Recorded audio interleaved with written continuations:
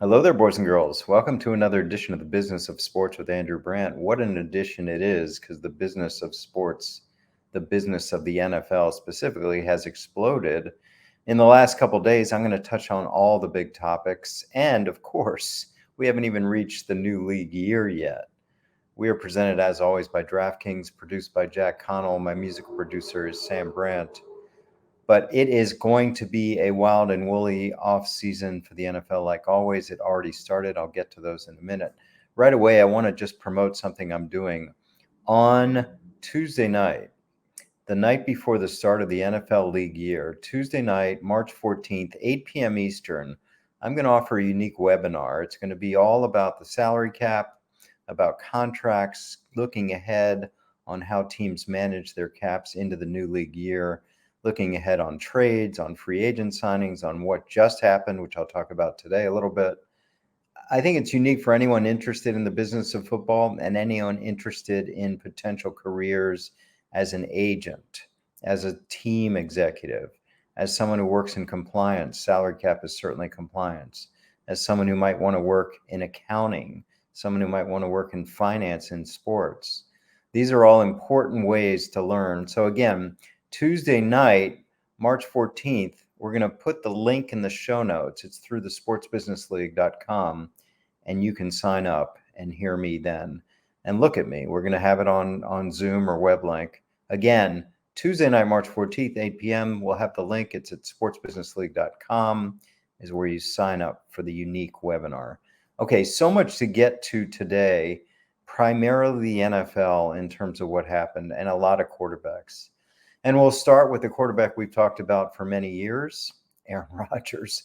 As I record this on Wednesday afternoon, on March 8th, we are in a holding pattern with the New York Jets, where it appears that Aaron Rodgers is open to, amenable, listening to the possibility of playing for the New York Jets. To make that happen, number one, the Packers had to allow the Jets to go talk to him, which they reportedly did, in a private plane out to Camarillo, California, to meet with Aaron and sit down and recruit him and try to get him to agree to want to be traded to the New York Jets. That's number one. Number two, if there is a trade to be made, there have to be trade compensation back to the Packers. Again, I have no idea what that would be for a 39-year-old. Obviously, it's probably not going to be anything like the Russell Wilson package of 2 1s and 2 2s. And more with players attached to it. Maybe it'll be completely conditional on how he plays. There obviously would have to be a draft pick in 2023, but the 2024 pick or picks would be contingent on how Rodgers plays for the Jets in 2023. So again, I don't know if there are other suitors for Aaron Rodgers. That's what's going to be tough for the Packers to try to extract a big compensation package. I don't think it's the Raiders. I don't think it's the Titans. I don't think it's the Bucks. I don't think it's the Dolphins. I don't think it's the Panthers. I don't think it's the Texans. We're running out of teams. Certainly no California teams. So who else is going to be after Aaron Rodgers? That's a real question. Now, back to the Packers. What we have waited for out of the darkness is, will Aaron Rodgers emerge wanting to retire? Will he emerge wanting to play for someone else? And then the most problematic, which I've talked about, will he emerge wanting to play for the Packers? Now, the Packers giving approval for him to talk to the Jets is a sign that A, he's willing to move on from the Packers, and B, they're willing to move on from him. But I think the B is even more convinced they want to move on. And the deja vu, I've talked about this before, and here I go again. The symmetry and deja vu is uncanny. Again, 18, 17, 16 years ago, we had a quarterback who was an apprentice named Aaron Rodgers. He was drafted in the first round behind a Hall of Fame quarterback. It caused some strife.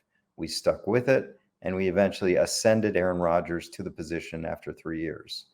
3 years ago, Jordan Love drafted behind a Hall of Fame quarterback by the name of Aaron Rodgers. He's a first-round quarterback. He is apprentice for 3 years before I think he ascends to the throne in 2024 after a 3-year apprenticeship. It all seems to be lining in place. And then, oh my God, both Brett Favre and Aaron Rodgers will see maybe traded to the New York Jets. The symmetry, the deja vu seems uncanny. Let's just see it through. I think we'll know by this time next year. I'm sorry, next week when I do the podcast. We don't know as of this conversation right now on the afternoon of March 8th, but we will know soon enough. Okay, let's move to the other unsigned. Well, Rodgers is signed. We just know which team. Lamar Jackson, we know which team, but he's not signed. Okay. Lamar Jackson is an unsigned player. In other words, the Ravens have placed the franchise tag on Jackson. Jackson is unsigned. Jackson has no responsibility to go to mini camps, OTAs, practices, training camp, anything. We assume that if this status continues, he will sign his franchise contract before the start of the season and make something like $2 million a week. We don't know if that will happen. We assume that will happen. We will see. But here's the thing with Jackson. It's tough for this guy. This has been the most unique contract negotiation in the NFL for modern times as I can remember. The Ravens, for whatever reason, did not give him a contract after year 3. Now, everyone seems to get a contract after year 3. We expect that will happen with Jalen Hurts, with Joe Burrow, with Justin Herbert. It happened with Carson Wentz, with Jared Goff, with Patrick Mahomes, with Josh Allen. We expect it to happen with Lamar Jackson. It did not. Then they did not give him a contract after year 4. And we go through that negotiation last summer. They would never get to it. Now, year 4 negotiation, unlike year 3, was complicated by the fact that Deshaun Watson, a lesser accomplished player than Jackson, got a fully secured $250 million contract. Okay, $260 million, whatever it is, $46 million a year, fully secured for 5 years. That's the elephant in the room. And Jackson, without an agent, seems to be pushing for that level of contract or more, while other agented players have decided, no, we're good. We're going to go back to the original structure of 1 or 2 years guaranteed and the rest on the come. Jackson has pushed the envelope. And I will say it again. Everyone asks me, Andrew, how are NFL contracts not guaranteed? How are NFL players going to get to the same status as other leagues? How are NFL players going to be treated like NBA and Major League Baseball contracts? Well, here's how. You get a runway like the Watson contract for an elite quarterback, and you press it. You press it with Russell Wilson? No. You press it with Kyler Murray? No. You pressed it with Derek Carr? No. Lamar Jackson seems to be pressing it, and the Ravens appear to be saying no, and the owners are determined not to give away the store like Jimmy Haslam and the Cleveland Browns did, because once they do, we have a leverage change in player-team negotiations. Why are teams so reticent to guarantee contracts? Well, that tells you alone how important that is. For people who say, well, it's not that important, guarantees, why should, teams will do that? No, they won't. That's how important it is. Anytime you have a pressure point from one party in a negotiation, that's the most important thing. So we don't have that with Lamar Jackson. He's been turned down. And again, they put the $32 million tag. It's the non-exclusive tag. Listen, like some people, I don't get caught up in whether it's an exclusive or non-exclusive tag. The point is he's off the market. Sure, another team could come in and offer 2 number ones. That never happens. So it's basically like being off the market, and they don't have to pay 45. They just pay 32, which for Lamar Jackson is grossly under market. So that's where we are. And Jackson, I feel for him because, again, you can't feel for someone making $32 million. But without the tag, he could make more. And all the quarterbacks I'm going to talk about, Geno Smith, Daniel Jones, Derek Carr. Well, Derek Carr was a free agent. But the other two, without a tag, they would make more. Whatever they make, they would make more because we've seen it with Kirk Cousins. We've seen it with Deshaun Watson. You make more if you're a free agent, period. Lamar Jackson basically is negotiating with one team. Sure, another team could swoop in, but it's unlikely. And we saw teams step up to the mic yesterday and say, we're not going to do an offer for Lamar Jackson. We're happy with our quarterbacks, Miami and Atlanta and Carolina. Well, again, then people overreact and say this is terrible. Well, we'll see if it happens. Now, is there collusion out there? Probably, because everyone's cursing Jimmy Haslam and the Browns for what they did. And everyone seems to be making sure that contract will be an outlier rather than a precedent. But proof is the hard thing. Are you going to find that smoking gun, that text, that email that says, don't give Lamar Jackson or anyone else a guaranteed contract, a email, a communication between teams or between the league and teams, a league and a team? I don't think you're going to find that. Just like Colin Kaepernick, they never found the smoking gun about collusion there not to sign him, but they did come to a settlement. I think Colin Kaepernick was not signed out of punitive reasons, not for collusive reasons.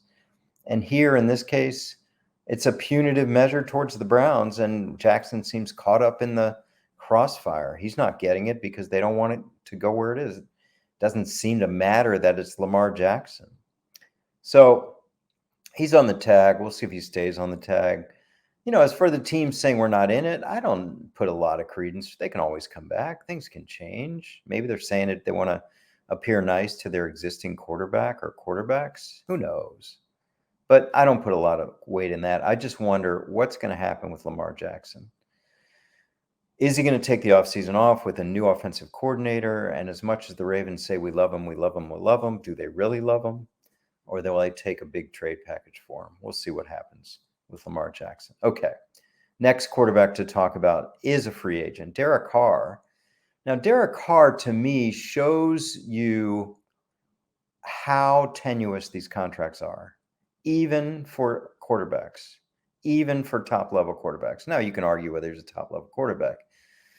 But less than a year ago, Derek Carr does a new deal with the Las Vegas Raiders. And it's a 4-year deal. The existing year and 3-year extension and 3's extension years. Okay. And it's got whatever, $40 million guaranteed beyond the existing year. Contract was terminated. Right? Derek Carr was benched. Derek Carr is persona non grata in Vegas. And yeah, they could have maybe tried to trade him, but Carr exercised his right and he got cut. He got cut. That shows you how tenuous these contracts are. So now Carr is in a position where he was scheduled to make $41 million guaranteed. That got chopped off. That contract turned to dust. So he becomes a free agent. And maybe he had the Jets, maybe he had the Panthers, but he ends up signing with the Saints. He says it because they were the first after him and all those kind of things. So his new deal is 2 years, $60 million with a $10 million vesting if he's on the team next year. So you would say, yeah, it's probably 2 years, $70 million. But for anyone if anyone's going to know that $10 million is not totally secure, it's Derek Carr and his agent, because they just went through this.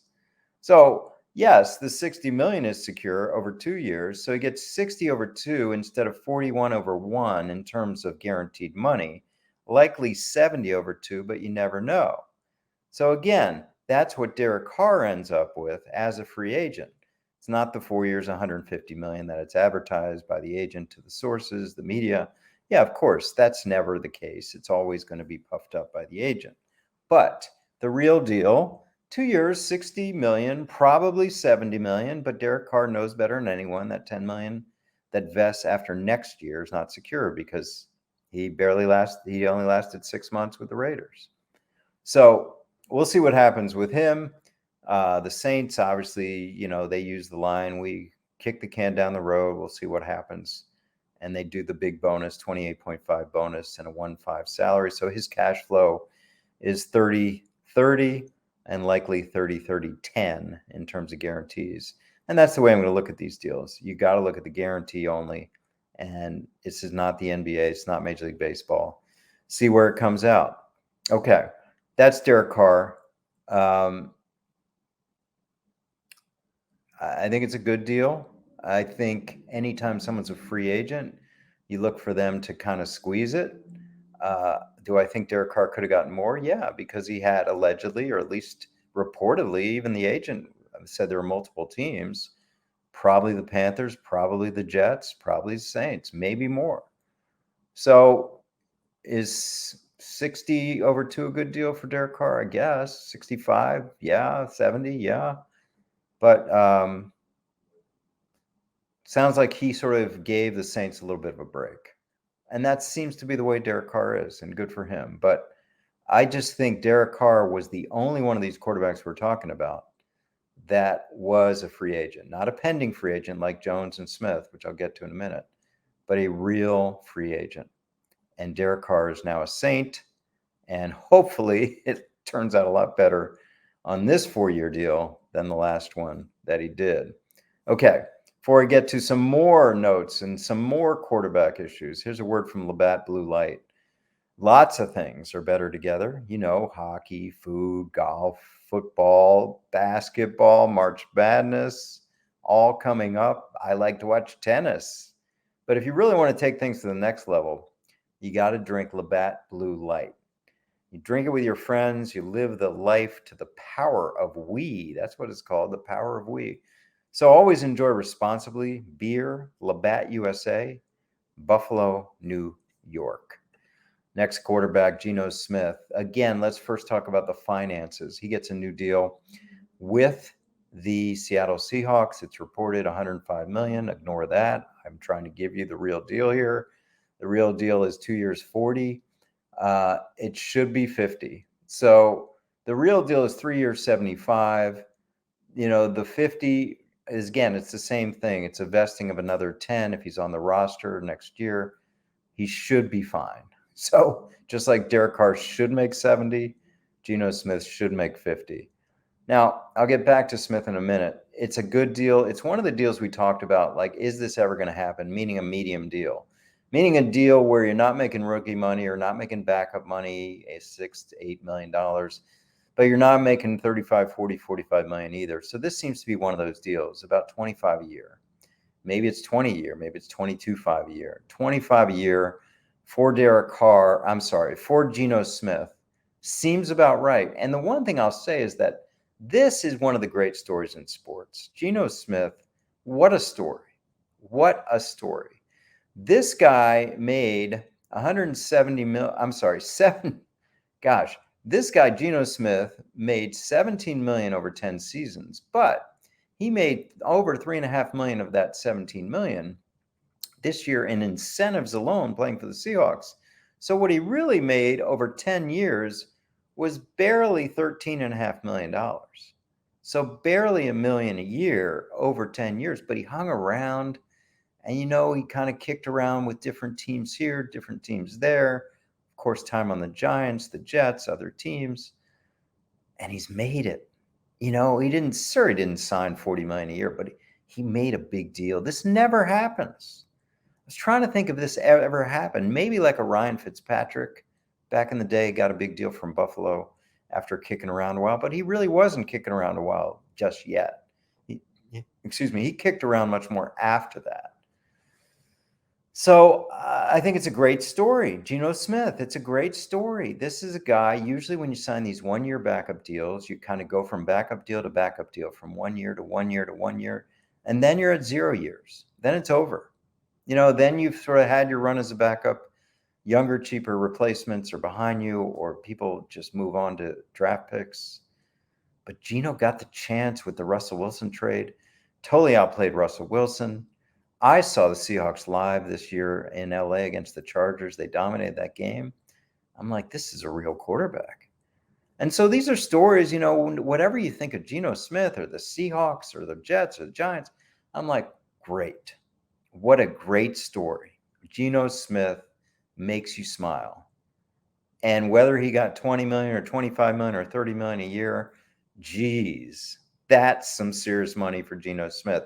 That's serious money for a backup that's been kicking around for 10 seasons. No one does that. So give it up for Geno Smith. I'm just so glad to see it. Okay. Another guy to give it up for is a guy I know, Daniel Jones. So in 2018-19, I was helping out Gary Vaynerchuk, where he was starting Vayner Sports, which is now doing quite well as a sports agency. And I was trying to get him going. And our thing was we could get some lower ranked players, but getting the top guys was hard because while they know Gary V and love him, no experience doing big contracts. Well, here I am. They brought me in. I have experience doing big contracts. I was giving players peace of mind that that side was covered, having done hundreds of contracts both on the player and team side. Well, our white whale that season coming into the 19 draft was Daniel Jones. We met this kid out of Duke. He had an interest in Gary Vee. We talked. We went out to dinner. We spent time. I met him a couple of times. I talked to the dad multiple times. Yeah, I mean, I got to know his family. I liked him. I thought they were humble people, nice people from Charlotte, extremely athletic family. His sister's All-American athletes. And we were this close, holding up between my thumb and forefinger to getting him. Ultimately, he went with CAA. CAA, of course, the well-known football quarterback machine. He had Eli and Peyton calling him and Matthew Stafford and all these guys. So it was a tough sell for us. But we really got close, and we ended up losing him to CAA. Now, CAA loses him to Athletes First, which is interesting. That just happened. So he's now an Athletes First client, and Athletes First gets the deal done with the Giants. The Giants do not tag Daniel Jones. They tag Saquon Barkley. And they get a deal done with Jones. So here's the deal. It's 4 years, 160. And just like I said with Carr, 4 years, 150.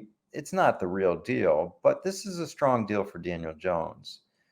I know he's 25 years old. That certainly helps his market value, but 82 million is the real deal. 2 years. 2 years, 82 million guaranteed. So he's got cash flow of 46 year one and 36 year two. That's strong cash flow. So 46 million first year, 36 million second year. Danny Dimes is now Danny Dollars, worth a lot of money. It's, again, it's not 4 years, 160 until we figure this thing out in a couple of years. But it's interesting. 82 over 2 is a really good solid cash flow. It's 12 million more cash flow at least over Derek Carr, and Derek Carr had 3 teams bidding. So I give that deal a lot of credit. And what's interesting is Athletes First represents Aaron Rodgers, but also represents Dak Prescott. Guess who got a 4-year, $160 million deal a couple of years ago? Dak Prescott. So it's interesting. Why did Daniel Jones switch over from CAA to Athletes First? We don't know. Maybe CAA didn't want to push the envelope, want to take the tag, difference of opinion. But maybe he was told, hey, we can get you the 4-year 160. We got Dak, and they did. So again, agent games, you don't want to know. That's a tough, crazy business. But however they got him, they probably sold the Prescott deal big, and they just got the same deal. I don't know about exact cash flow, but 82 over 2 is pretty strong cash flow. Again, you compare that cash flow to a couple years ago, Patrick Mahomes, 65 over 3. 65 over 3, and Danny Dimes just got 82 over 2. Strong. Okay. Let's talk about some non-quarterback issues. We do have to talk a little more about the tag, because the tag not only went to Lamar, it went to Evan Ingram, it went to Daron Payne with Washington, and it went to 3 running backs: Saquon Barkley, Josh Jacobs, and Tony Pollard. Here's what I want to say about the tag. It's restrictive. And I know people say, well, they're making so much money, but no one wants to just be dating. The tag is dating. So you're dating for a year, and then you figure it out after that. Players want to get married. Players want the team to show commitment. Commitment is not 1 year, 6 months, whatever it is. Commitment is multi-year, even if it's one of these, 2 years and we'll see deals that's not fully guaranteed like Watson.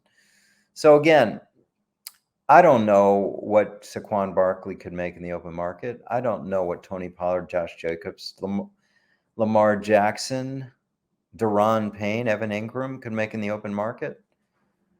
But here's the thing. They could make more. They could make more than they're making on the tag. And even for players like Geno Smith and Daniel Jones, where the tag was in play, although not used, they're restricted. People think, and even the union has said this, the tag's not a huge deal because it only affects 6-10 players a year. That's wrong. I tell you this every year. The tag affects not only those 6 to 10 players, it affects hundreds of players. Why? A couple of reasons. Number one, it sets the ceiling for the top players, and everything below that is trickled down. So if you're lowering the ceiling, you're lowering everything below it. Number two is every negotiator for every team of a really solid player uses the tag in negotiations. So how will you use the tag? Well, if you're negotiating with a guy, a star with 1 year left, you're really saying, well, I have 2 or 3 or 4 years left. So I have leverage because I have the tag. And if you're negotiating a player like Daniel Jones or Geno Smith up until the deadline, you're going to say, well, I guess if we don't get this deal done, we'll just use the tag. And that's powerful. So the tag is a powerful weapon that teams have weaponized. And of course, the Baltimore Ravens are using it. It's at their disposal from the CBA, thanks to the league over the union, and they're going to use it. So again, the tag is a powerful weapon that affects not just the players that are applied, but hundreds beyond them. Okay. I think that's it, fellas. I want to say it again. This webinar, if you're interested in this stuff, go to sportsbusinessleague.com. We'll have the link in the show notes. You got to learn. I'm going to have a PowerPoint. We're going to go through this. You're going to see me. You're going to hear me. You're going to ask questions.